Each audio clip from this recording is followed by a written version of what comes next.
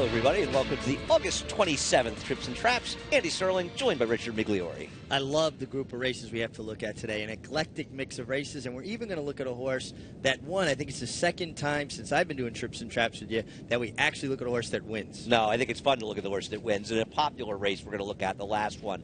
The first one we're going to talk about, I haven't discussed it at all with Richie, and I'm really interested in hearing his take on a horse that finished third, Don Dolce, and you won't have any problem following him because he's the only gray in the race, and he's quite the gray. An easy one to follow there. There was a great deal of debate about this horse and that he should have won the race, and he was extremely unlucky. I do understand if you bet him the frustration because he probably should have finished first. I don't think, though, he was the best horse in the race. Well, that's interesting. I want to hear your take on why, because I thought he should have won, and therefore, in my mind, it makes him the best horse in the race. But I'm sure you have good reasoning behind it. It was a legitimate pace in front of him. The problem, the shame of it, I should say, not the problem. The shame of it is you could see Irad Ortiz has horsed the entire way, and basically this horse was very well met, and he was all dressed up with nowhere to go. Yeah, and the frustration, of course, for bettors is the common theme. I don't understand. Irad Ortiz has won 1 million races at the meet. I bet him in one race, and he rides like a bug boy. You know, you could just hear it, because the truth is, Irad did an awful lot of things right, but he made a bad choice at a very pivotal moment. It happens. You have to make split-second decisions. Well, exactly. I mean, he's been riding incredible, phenomenal. Nobody's riding better than Irad Ortiz in the entire country, and maybe in the entire world. I just don't pay enough attention to overseas. But Jamie Spencer's riding better. Right here, I think oh gosh, wow. We'll talk about that later. But right here, I think he got a little impatient, and he tried to force the issue inside of the winner, Street Babe, when he should have waited and followed Street Babe's move, and what he did was not give himself options. I completely agree with that. I'll tell you why I don't think he necessarily ran the best race. Because I think Noble Moon was attacking a pace that ultimately somewhat fell apart the entire way 3 wide. I think that the winner, Street Babe, was 4 wide, stalking that pace. He was out in the clear, but he was wide the whole way. Whereas Don Dolce was saving ground, and he was the beneficiary of the hard work that others were doing in front of him. And had he won this race, he would have won it with a perfect trip, and I'm not sure he would have run the best race. I agree, if you bet him, you have every right to be annoyed because he should have finished first in this race. But I'm just not sure the other horses didn't run very well, even if they had lost to him. See, I look at Noble Moon, and he's a horse to me that always seems kind of like a grinder, and I think that's kind of going to be his trip. When he's successful, you know, hopefully the pace isn't as sharp as it was, but he's kind of involved. Right. I agree. Street Babe, especially at 1.1 miles. Yeah, Street Babe's a gigantic horse. Physically, he's huge. He's got to be in the clear, so obviously he's going to lose ground, but when he's done his best running, he's always been in the clear. Don Dolce, I think, got stopped at a critical point and not enough time to get his momentum going again. And the fact that he jumped back in was remarkable. This is a clear example for me. As great as Irad Ortiz is and as great as he's riding right now, he's still a young man. And something that would come as second nature to, let's say, a Jerry Bailey, always giving yourself 2 or 3 options, once in a while, he's going to fall into that trap. I agree, and I agree. All those things are true. Let me ask you a question. They run a similar race, and Don Dolce and Noble Moon are in it. And Noble Moon can be a more controlling speed in a race with a little less pace, and he can stalk at Belmont. And he can be in position to control at 1.16 miles, and Don Dolce's now going to play his game. Would you bet Don Dolce or would you bet Noble Moon? No, back at Belmont, I'd bet Noble Moon because I also think Don Dolce's a better 2-turn horse because of the way the race shapes up. That's what I agree. That's exactly what you were getting at. Yeah. So yeah, no, I definitely understand your point, but I think we both agree if you had Don Dolce, you have a right to be frustrated. Oh, absolutely. But I think this is one of the reasons I wanted to show this. I think it's a very good illustration of, okay, unfortunately, if you bet Don Dolce, you lost. And listen, it's awful. It's the worst thing for horse players. But don't just necessarily bet Don Dolce the next time he runs because he should have won last time. He's still got a good setup to get in trouble and get unlucky. Well, I think it's a great point you make, and 2 things that now that you got my mind open to it is I think people have to look at horses that excel in those longer 1-turn races at Belmont that maybe didn't do as well up here because you're probably going to find some prices when we get back to Belmont. And if Irad Ortiz gets through there, he's a hero. That's a jockey's lot in life. You get through, you're a hero. You don't, you're the GOAT. In this case, he just kind of put himself in a rough position. Yeah. It happens. It's horse racing. The next race we're going to look at is a maiden race, and this was a maiden race that was marred by instance the start where horses got scratched, and it was quite screwed up. But in that, all the mire, I think a very, very good performance, and I know Richie agrees, was kind of missed. This horse was amazing. Danny's Deceiver. He absolutely got left, rushed into a brutally fast pace. I mean, 21-3, 45 flat on a day when I wouldn't call it a dead rail, but I would think if you wanted to be outside, it was a preferred place to be.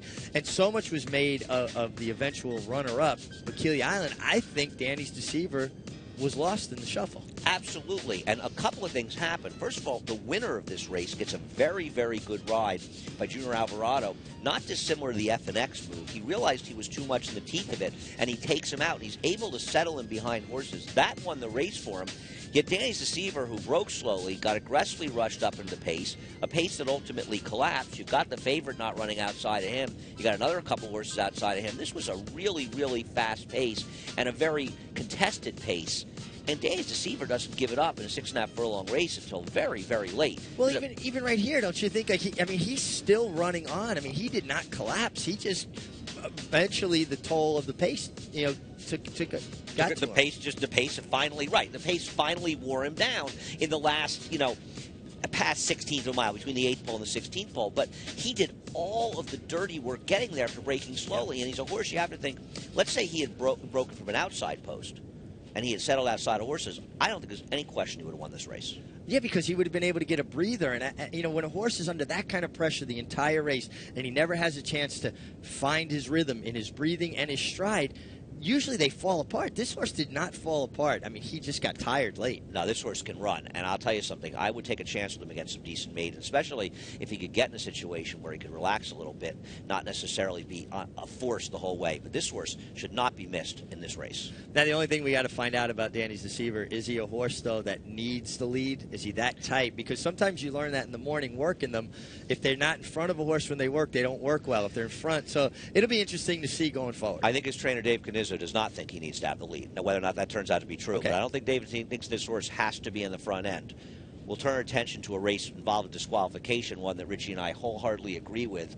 And I think there was some disagreement among people of who took the worst of it, where Richie and I feel that the 7 horse in here, Highlight, who's in purple, not necessarily the 4, who was fouled, but the 7, Highlight, is the one who really took the worst of it. Highlight absolutely took the worst of it. And the reason that the 4 Watergate got bothered was the eventual winner was actually running second horse, right? Third horse, David Rock. You mean? David Rock's the one that came out, right? Okay, and he bothered him. So Watergate, but Sidearm was running by Watergate at the point he steadied, where the other horse with I guess it was Highlight with Jose Ortiz, he gets stymied completely and honestly was in a very dangerous situation.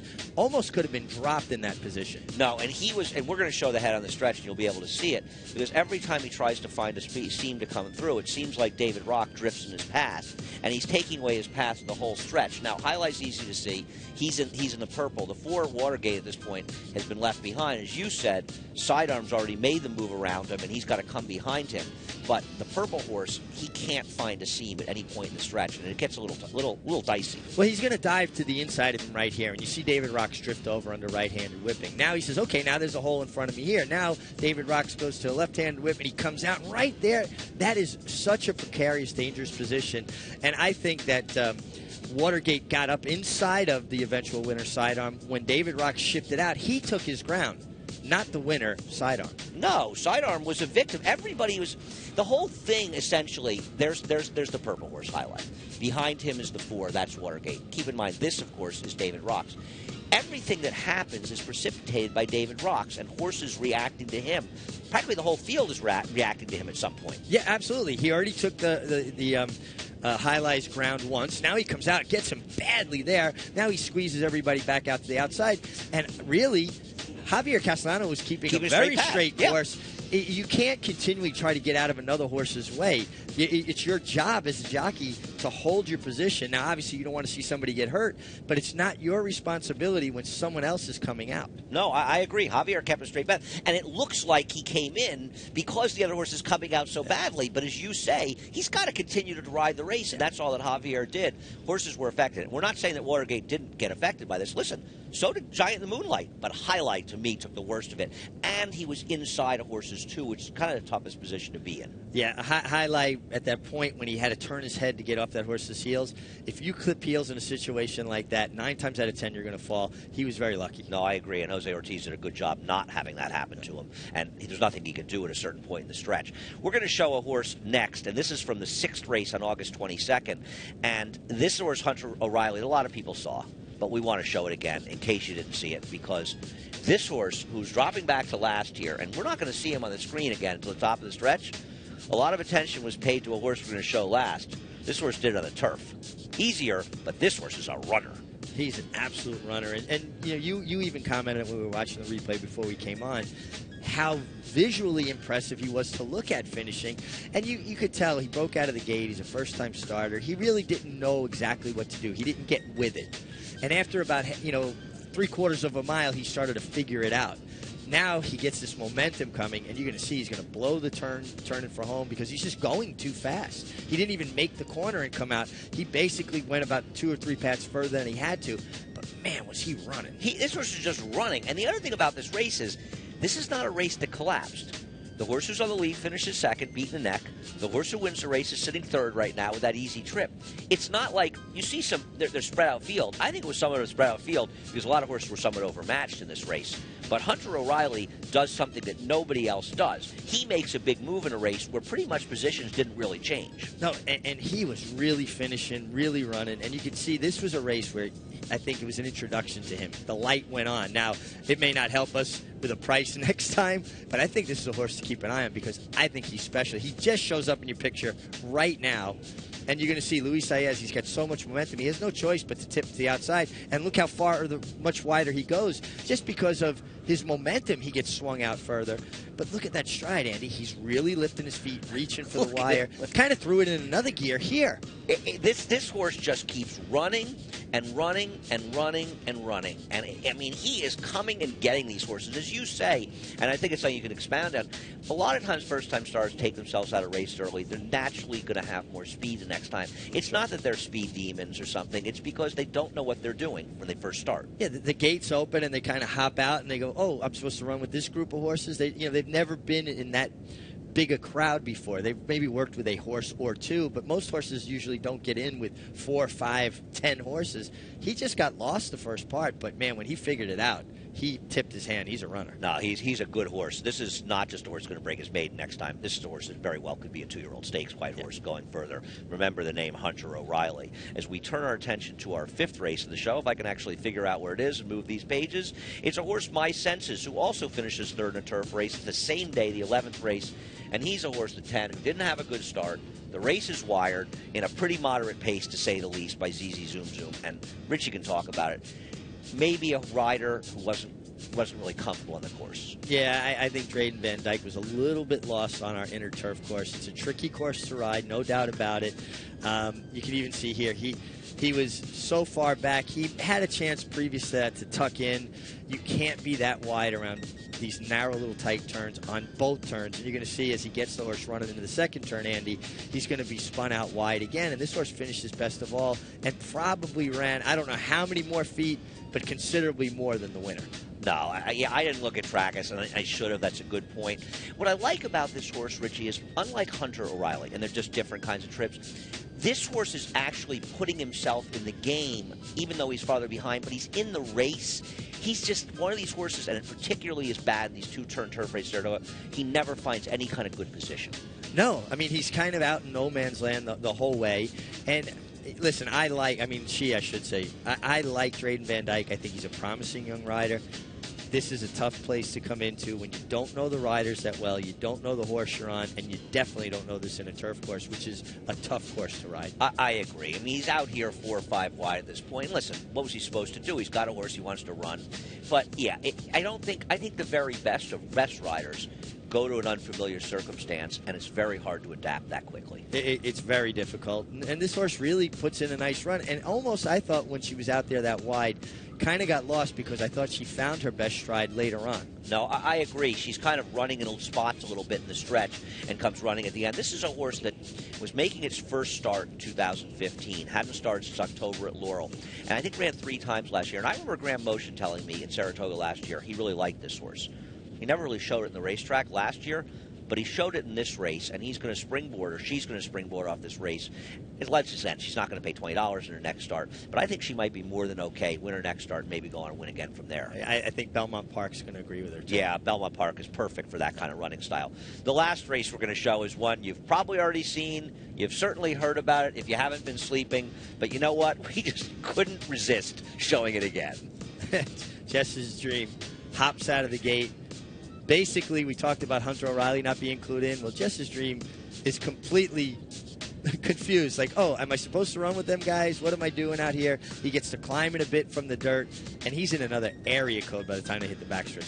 It's absolutely unreal. I mean, he's almost like he's pulling himself up there. For all I knew, he had pulled himself up. I think most of us, and I know it was the case with me, Richie, I had forgotten he was even in the race when they were running the race. So when he makes that big run at the end, I went, who the heck is that? I mean, it's amazing. I mean, the truth is, and we're going to show you the head-on, just so you can see. I mean, he's just rounding the corner. You can see it in his legs. And this field's in full flight down the backstretch. The rest of the field is straightened out, already jumped to their right lead, just galloping along, and he's just making the turn into the backstretch. And you can see he's still climbing a bit from the dirt. His head's up in Johnny's face a little bit. He's getting out just a little bit because of the kickback. Johnny taps him on the shoulder like, hey, are you here? Are you here? And I think Johnny must, at this point, not know how much he has, but when he jumps in the bit, he must have got pleasantly surprised. Yeah, I think he's probably thinking, thanks for putting me on this bum, you know? And then suddenly he's running. And the first quarter was quick here, 23 and a piece, I think 23.03.